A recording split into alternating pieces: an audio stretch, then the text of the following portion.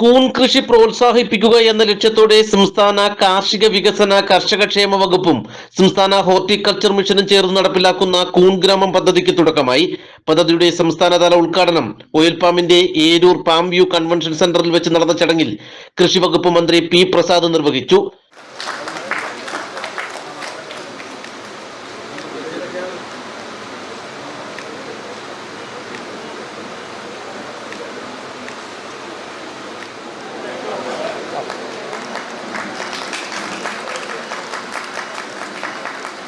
കൂൺ കൃഷിയുടെ മൂല്യം മനസ്സിലാക്കി ധാരാളം പേർ കൃഷിയിലേക്ക് കടന്നു വരുന്നുണ്ട്.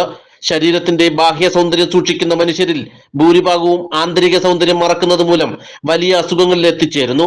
കൃഷിയിലൂടെ ആരോഗ്യ സംരക്ഷണം കൂടി ഉറപ്പുവരുത്തുക എന്ന ലക്ഷ്യമാണ് കൂൺ ഗ്രാമം അടക്കമുള്ള കാർഷിക മേഖലയിലെ വൈവിധ്യവൽക്കരണം. കൂൺ കൃഷിക്ക് ആവശ്യമായ പരിശീലനം, സഹായം ഉൾപ്പെടെ എല്ലാ കാര്യങ്ങളിലും സർക്കാർ ഒപ്പമുണ്ടാകും. പുനലൂർ നിയോജക മണ്ഡലത്തിൽ കൃഷി വകുപ്പിന്റെ നേതൃത്വത്തിൽ DPR ക്ലിനിക് ആരംഭിക്കും.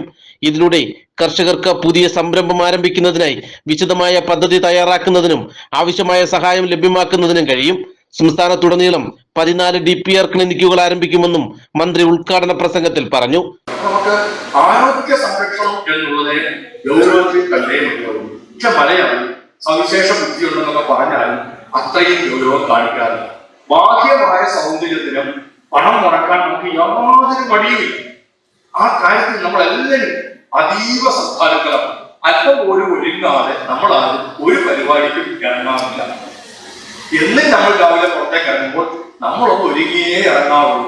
നമ്മളെ കുറിച്ച് പറയും ചത്ത് കിടന്നാലും ചമഞ്ഞ് കിടക്കണം എന്നൊക്കെ പറയാറുണ്ട്.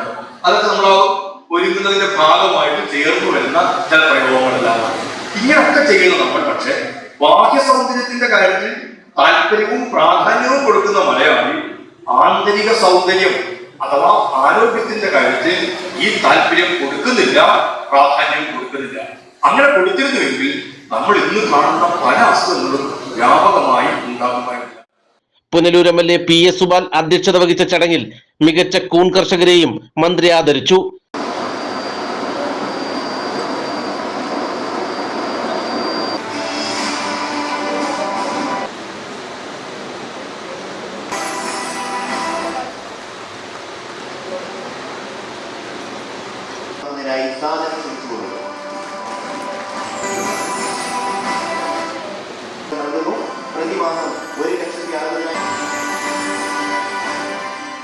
ജില്ലാ panchayat vice president Sreeja Harish, block panchayat president Omana Murali, ഗ്രാമപഞ്ചായത്ത് പ്രസിഡന്റുമാരായ G Ajitha, M Jayasree, R Lathikamma, oil palm chairman R Rajendran, horticulture mission director Thomas Samuel അടക്കമുള്ള ജനപ്രതിനിധികൾ, പൊതുപ്രവർത്തകർ, ഉദ്യോഗസ്ഥർ ഉൾപ്പെടെയുള്ളവർ ചടങ്ങിൽ പങ്കെടുത്തു.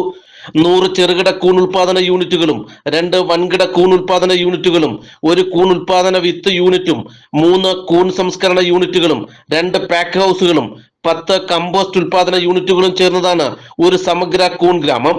ഇത്തരത്തിൽ 100 കൂൺ ഗ്രാമങ്ങൾ സ്ഥാപിക്കാനാണ് പദ്ധതി ലക്ഷ്യമിടുന്നത്.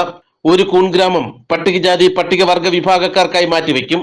പ്രത്യക്ഷമായും പരോക്ഷമായും തൊഴിൽ സൃഷ്ടിക്കുന്ന കൂൺ കൃഷി സ്വന്തമായി ഭൂമിയില്ലാത്തവർക്കും വീട്ടിനുള്ളിൽ ലഭ്യമായ സ്ഥലത്തും ചെയ്യാൻ കഴിയുമെന്നതിനാൽ കൂടുതൽ ആളുകൾ ഈ മേഖലയിലേക്ക് കടന്നു വരുമെന്നാണ് പ്രതീക്ഷ. കൂണിന്റെ മൂല്യവർദ്ധിത ഉൽപ്പന്നങ്ങൾക്ക് വിപണിയിൽ കയറ്റുമതി സാധ്യതയും കൂടുതലാണ്. കേരളത്തിലെ കാർഷിക ബ്ലോക്കുകൾ കേന്ദ്രീകരിച്ച ജില്ലാ ഹോർട്ടിക്കൾച്ചർ മുഖേന പദ്ധതി നടപ്പിലാക്കാനാണ് തീരുമാനിച്ചിരിക്കുന്നത്.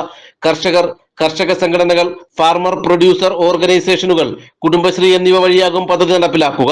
കൂൺ കൃഷിക്കുള്ള സാധ്യത അനുസരിച്ച് ഓരോ ജില്ലയിലും വിവിധ തലങ്ങളായോ സമഗ്രമായോ കൂൺ ഗ്രാമങ്ങൾ രൂപീകരിക്കും.